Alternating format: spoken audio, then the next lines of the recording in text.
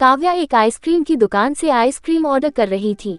वो जहां खड़ी थी वहां से थोड़ी ही दूर रास्ते पर एक चमचाती कार आकर रुकी। इस कार में से एक कपल बाहर आए जो पास के मॉल में जाने लगे।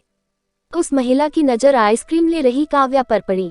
वो उसके पास गई और उसके कंधे पर हाथ रखकर बोली, अरे काव्या, तू, कितने सालों के बाद मुलाकात हुई है हमारी। काव्या ने उस महिला को पहचान लिया। वो कोई और नहीं, उसकी कॉलेज की सहेली कविता थी। कविता को देखकर वो खुश हो गई और उसकी ठाट बाट वाली जिंदगी से उसे खुशी भी हुई और मन ही मन अपनी जिंदगी से तुलना करने से दुख भी। कविता ने उससे उसके हालचाल पूछा और वो वहाँ क्या कर रही है वो भी।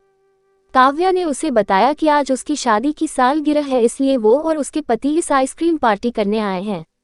काव्या की बातें सुन कविता ने अचरज से कहा कि क्या तुम आइसक्रीम खाकर अपनी एनिवर्सरी मनाती हो। काव्या ने दुखी मन से कहा, हाँ, हमारी फाइनेंशियल कंडीशन इतनी अच्छी नहीं है, इसलिए हमें सोच समझकर ही खर्चा करना पड़ता है। कविता ने अपनी बड़ाई मारते हुए कहा कि उसका पति उसे एनिवर्सरी पर लंदन ले गया था। वो आगे बोली कि उन्होंने उसे ये डायमंड की घड़ी भी गिफ्ट दी। अपनी घड़ी दिखाने के लिए जब उसने अपना हाथ ऊपर उठाया तो उसके हाथ में वो घड़ी नहीं थी।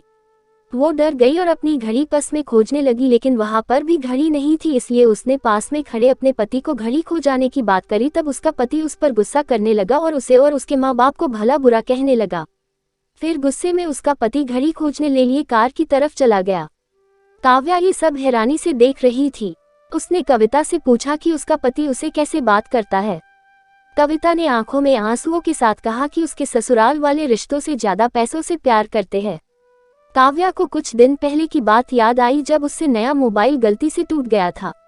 उसने डरते डरते अपने पति से बोला तो उसके पति ने स्माइल के साथ उसे समझाया कि डरती क्यों हो, मैं इसे रिपेयर करवा दूंगा। उसने आज जो कुछ देखा और महसूस किया था उसने उसे अपनी जिंदगी को पॉजिटिव दृष्टिकोण से देखना सिखा दिया।